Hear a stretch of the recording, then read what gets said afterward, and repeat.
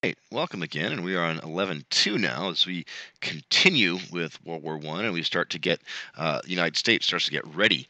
Now, remember, the United States before World War One breaks out, the last war was the Spanish-American War, which was 1898. So, you're looking at a good 15 years, or maybe actually closer to 20 years. Between combat, and we had actually drawn down the military, and so it was time to rebuild the military. The Selective Service Act is a law requiring you, if you're a man over 18, to register for military service.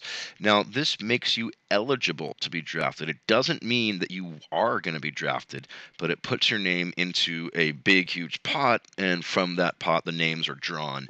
And if your name or number, as it actually was, is picked, then you are drafted. But it does not mean that you automatically are guaranteed to be drafted.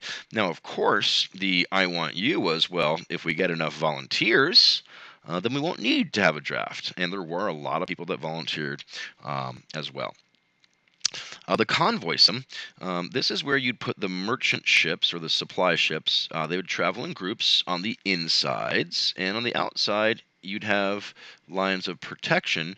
And the idea was that you would be able to transport the goods needed for war, and they would not be sunk by enemy U-boats, or Unterseeboot, as the Germans called it.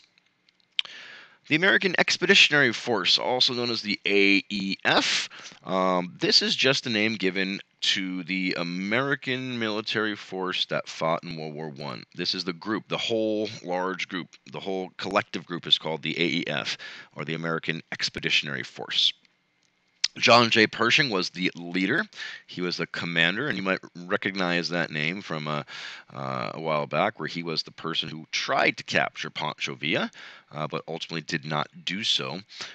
But he plays a very significant role as commander of all the forces, all the American forces in Europe in World War One.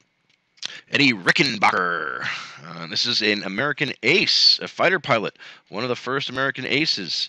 He shot down many, many, many planes, and when he came home after the war, he was a hero, became a race car driver, and sort of the kind of thing that people really need to rally around. Certainly an American hero. And again, at the time, the air power wasn't good for anybody, and certainly everything was people were just learning about air combat at this point. And Eddie Rickenbacker was one of the first American aces. Alvin York, American hero. If you read his story, they actually made movies about him too. He single-handedly captured like 20 German soldiers and killed a whole bunch more, and was wounded and everything like that. But him and a small group of people, imagine, like captured so many people and did such a great job in this one event. Yeah, forgot all the details of it, but he was also a person that was really held up as here's what you can aspire to be. Join the military, and you too can be like Alvin York. Support our military and be like Alvin York.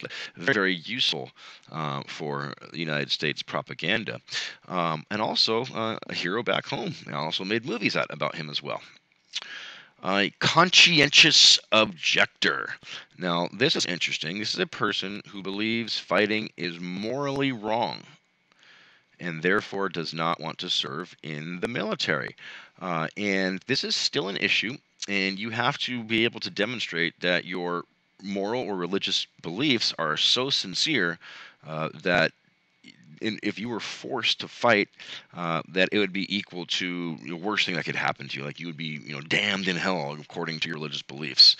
Um, some people use this as an easy way out and were called cowards, and other people really honestly felt that war was morally reprehensible and did not want to serve.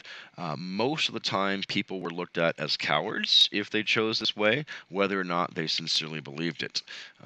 This is still an option for people, but we don't have draft, so that really only is an issue if you are drafted. And obviously, if you join the military voluntarily, then you wouldn't really be objecting to it.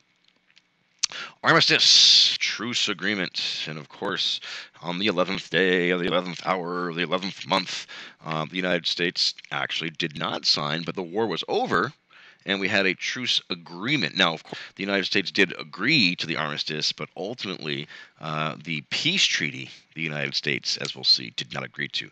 But November 11th was called Armistice Day, and now it's called Veterans Day.